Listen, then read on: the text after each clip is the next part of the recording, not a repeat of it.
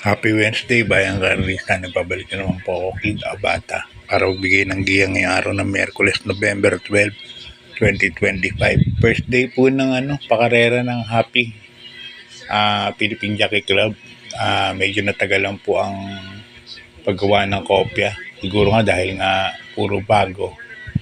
So, pa-opening pati nga yung sa Passbet, wala pa tayong sa e-wallet, no? Kailangan pa natin magpa-load sa mga OTP para makataya sa ating Passbet. Yung mga nagre-register na nahihirapan na walang code, try nyo po ngayon mag-register, tapos hanapin nyo po sa spam. Pumapasok po sa spam yung code na pinapadala nila sa email po ninyo. Bali, meron tayong 7 races, no, sa araw na ito. At manipis lang po ang lineup natin. Puro kabayong Happy ang nakita ko. Okay, start na tayo. Race number 1, 3-year-old and above maiden race. Distance natin 1,200 meters. At dito meron tayong 7 runners but 6 betting options lang. First case ko rito, numero 4, Love in the Rain. Sa kay ni JB Guerra. Kay Tito Poch Puyat. Segundo po ito sa Novatos kay Perpetuator.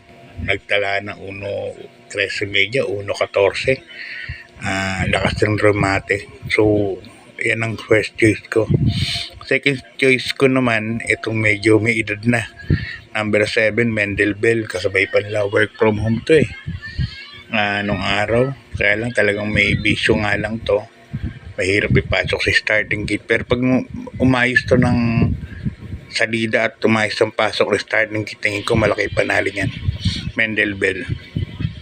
Kaya 4-7 ako para sa race number 1. Race number 2, Bayang Carlista, isang rating base class 5-17 to 41 points split group. At dito meron tayong 7 runners, Bayang Carlista, but 6 betting options lang.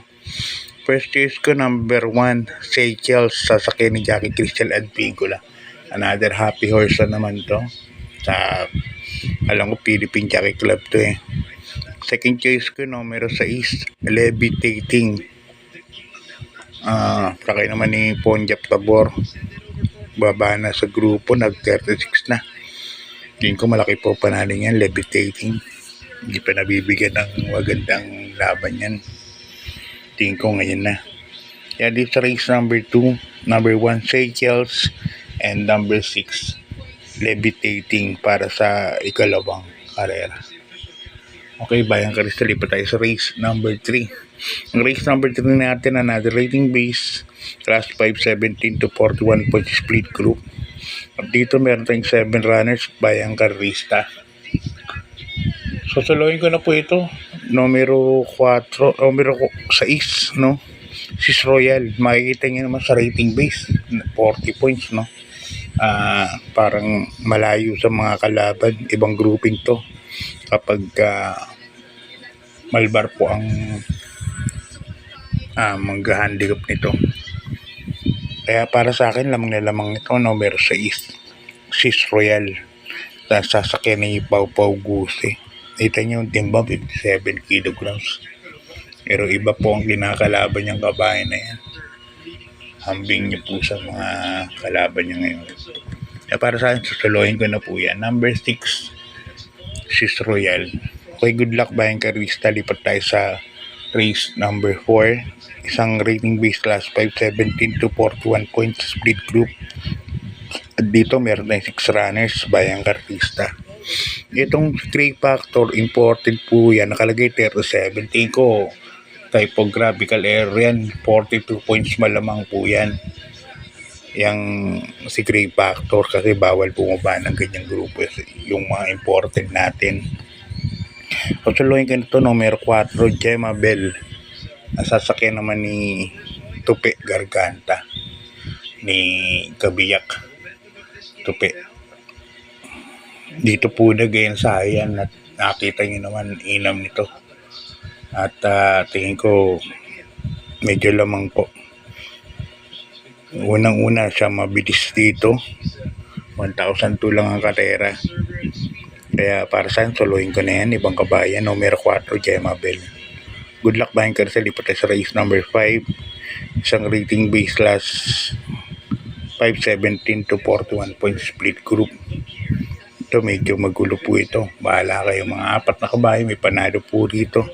Numero 2, numero 4, numero 6. At yung numero 1, no? May panalo para sa akin yan. First case ko rito, numero 6, Jenny, sasakyan ni Jackie Dodong Villegas, isang remate. Pagka Dodong naman, alam naman si Kaskas po yan. So, hindi naman lalayo sa pacing yan. Kaya para sa akin yan ang first case ko. Second case ko po, Bayangarista numero 4, Grand Monarch, sasakyan ni Jackie King Flores. Kaya dito sa karera na to, race number 5, ang pili ko numero 6 at numero 4. Good luck Bayangarista, lipat tayo sa penultimate race, race number 6. Isang rating base class 4, 42 to 56 point split group. At dito meron tayong 6 runners Bayangarista. Kukunin ko rito yung magka-stable. Numero 3, Borderline. Tinalin to nakaraan, Easy Way. Nagamahin ito, Picker Kanta to, si Borderline. At balita ko, mainam to si Borderline sa ensayo. Kita nyo, lagi nalalaman dito sa Malbar. Pero sa Philippine Jockey Club, mainam daw po ang tinatakbo niyang kabayo na yan. Para sa akin, yan ang first case ko. Numero 3, Borderline. Second case ko, numero 2 na rin, Mabel, JB Hernandez. Tingin ko hindi nakakawala sa stable nila itong karera na to. Kaya 3-2 po ang aking mga pili para sa ating penultimate race. Okay, good luck Bayangarista. Lipat tayo sa ating last and final race. Race number 7, ang rating base class 517 to 41 point split group. At dito meron tayong 6 runners Bayangarista. Another Bell Racing na kabayo ang aking pinili. First case ko, Upscale Bell, Jan Alvin Guseng sasakay. Gamay ni Jan Alvin to, si Upscale Bell. Kaya para sa akin, medyo lamang po yan, numero 4, Upscale Bell. Second case ko, number 1, Spellbound, isang mabilis na kabayo, takay naman ni Mark Alvarez. Kaya dito sa karera na to, sa ating last race, 4-1 po ang PD ko. So, bayan ko sa mga hindi pa nag-register, try nyo, tapos hanapin nyo lang po sa email nyo, sa spam po. Nandun po yung code na pinapadala ng Philippine Jockey Club. Sa Passbet, alam ko, i-update pa po nila yan. So, tiyaga-tiyaga lang po. Sa OTB naman, meron naman tayong mga PJC machines doon. Pwede naman po tayong manaya. So, God bless po, good luck at maraming salamat po.